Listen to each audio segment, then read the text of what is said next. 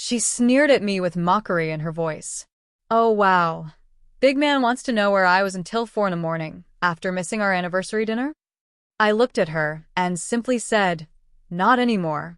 What she didn't realize was that I already knew where she'd been. Her location had given her away. She was at her ex's house. By the time she stumbled home, I had already changed the locks. I'm a 31-year-old man, and I'd been with Mallory, 29, for 4 years. We've been engaged for 6 months. Last Tuesday was supposed to be special. It wasn't just our dating anniversary, it was also the anniversary of our engagement. A big milestone for us, or so I thought. I went all out to make it memorable.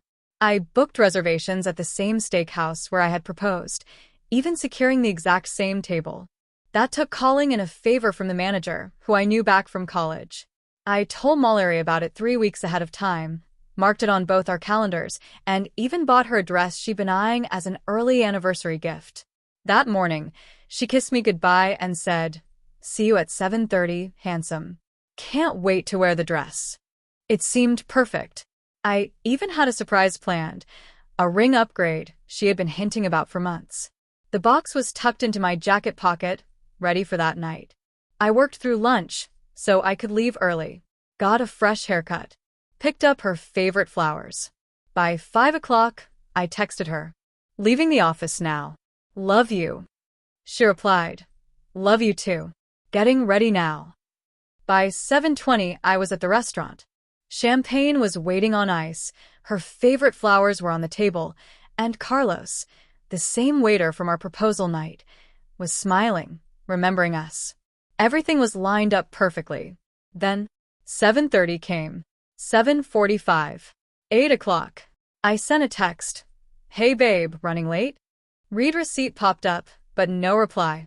By 8:15, I called. She declined the call after 2 rings. That's when the truth began to sink in. If she were driving, it would have rung out.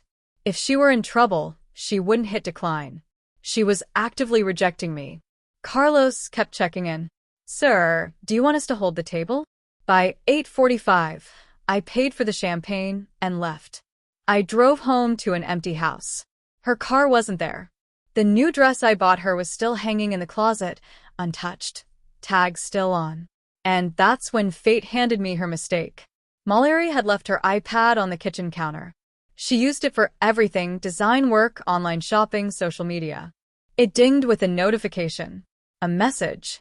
From someone named Jim Derek. Funny thing, she'd quit that gym 8 months ago after we got engaged. Said she wanted to focus on wedding planning. I shouldn't have looked, but I did. The messages went back 2 months. At first, harmless small talk. "Hey stranger, long time." But quickly it escalated. "I miss talking to you. Remember that time in the sauna?" Then plans. "Still on for Tuesday?" "Yes, can't wait. Haven't seen your new place yet. I'll make it worth the wait." Then the dagger. "I'll tell CM I'm at Simone's. Anniversary dinner is next week anyway." She had deliberately lied to him about our anniversary, pushing the date forward just so she could spend the real one with him. The latest message hit at 8:47 p.m. "Almost there, baby. Traffic's crazy. Start without me." I sat there staring at the screen for 10 long minutes. 4 years together. A wedding venue booked. Deposits down. A ring upgrade in my pocket. And she was driving to her ex's house on our anniversary. I didn't text her.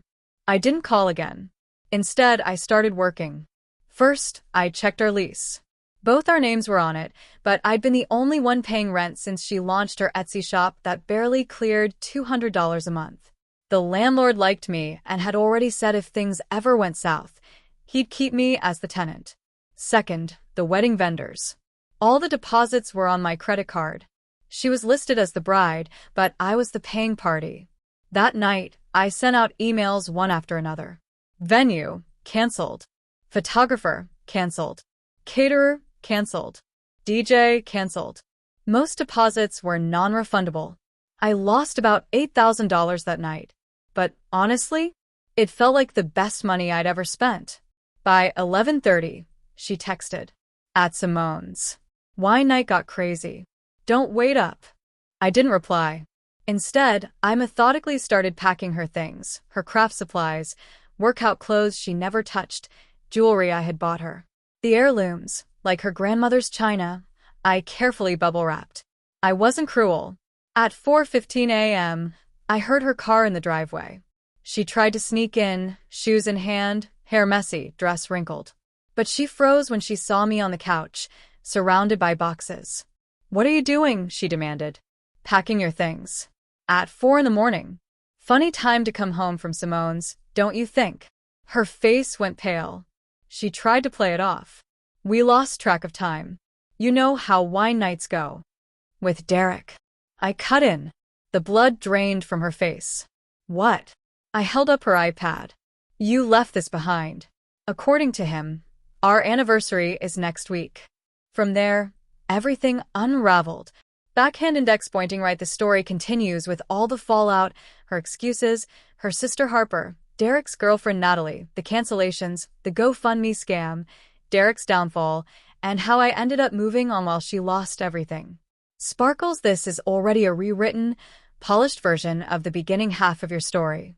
If you'd like, I can continue rewriting the rest of it, from the confrontation all the way to the final update, in the exact same style, smooth, dramatic, and 100% copyright-free, without skipping a single scene.